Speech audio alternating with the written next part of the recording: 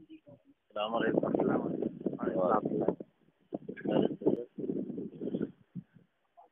جی چاند کے بارے میں جو اطلاع یہ کہاں سے دی گئی ہے اطلاع؟ کون صاحب کہاں سے؟ میں رڑکی سے بات کر رہا ہوں. یہ بہت انتشار ہو رہا ہے اصل میں ہمارے علاقے میں بھی. یہاں بہت زیادہ کچھ جگہ لوگوں نے تراویح پڑھی ہے, کچھ نہیں پڑھی. انتشار ہونا نہیں چاہیے ویسے. جی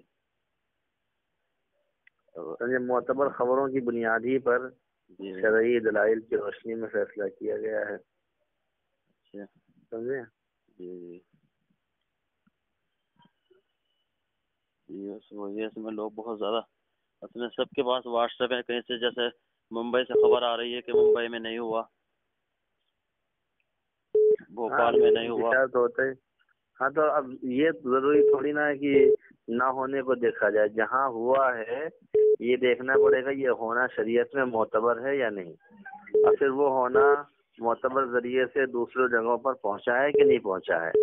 یہ دونوں باتیں ہمارے یہاں ہیں, کیونکہ الگ الگ جگہوں پر ہمارے معتبر لوگ ہیں جنہوں نے اپنی آنکھوں سے چاند کی رؤیت عامہ کی.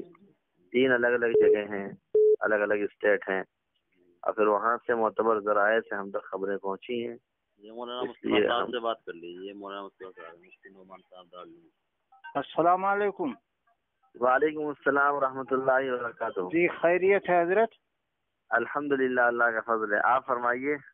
جی اللہ کا شکر ہے. یہ چاند کا کیسے ہوا جی؟ ملک میں فساد, کہیں تراویح پڑھی کہیں نہیں, کہیں روزہ ہے کہیں اعلان کیا 18 کو روزہ ہوگا. سارے ملک میں فساد ہو گیا. اب جب کہ خبروں کی اتنے مارا ماری ہے تو کیا صورت حال ہے جی؟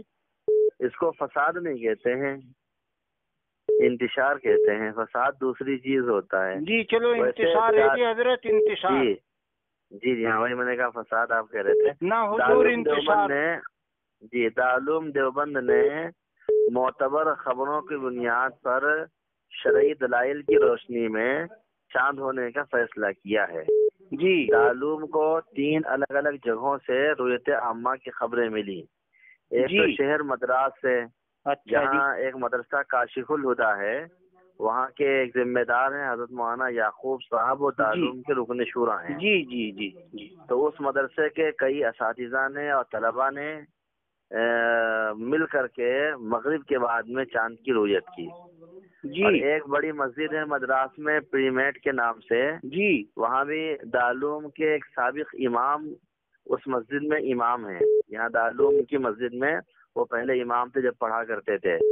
تو اس مسجد کے نمازیوں نے بھی مغرب کے بعد میں رؤیت عامہ کی چاند کی. جی اس کے علاوہ شہر مدراس کے اور بھی مسلمانوں نے چاند دیکھا.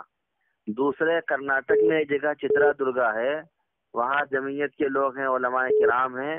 ان علماء کرام نے بھی طلباء اور عوام کے ساتھ چاند کی رؤیت عامہ کی.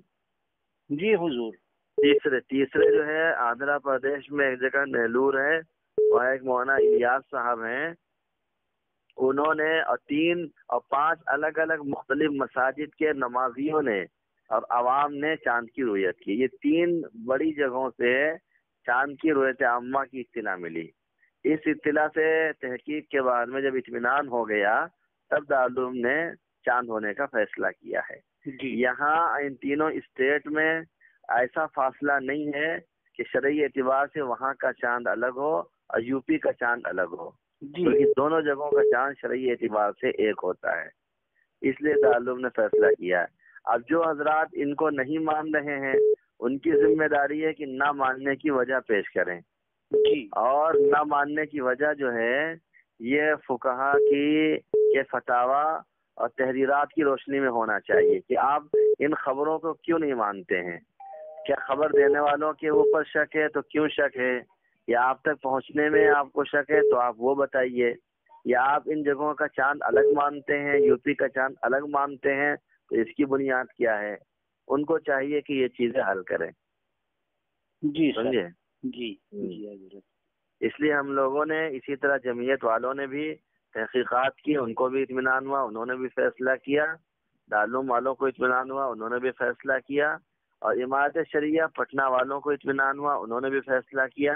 اور ابھی 9:45 بجے گجرات والوں نے بھی فیصلہ کیا، اور لکھنؤ کے فرنگی محل والوں نے بھی فیصلہ کیا، اور کرناٹک میں، تمل ناڈو میں، آندھرا پردیش میں تو فیصلہ ہوا ہی ہے۔ اچھا اس لیے جو حضرات اختلاف کر رہے ہیں ان کو اختلاف نہیں کرنا چاہیے۔ جی جی، بہت اچھا جی حضرت جی، بہت بہت شکریہ، جزاک اللہ جی، بڑی عنایت جی۔ ٹھیک، السلام علیکم۔ وعلیکم السلام۔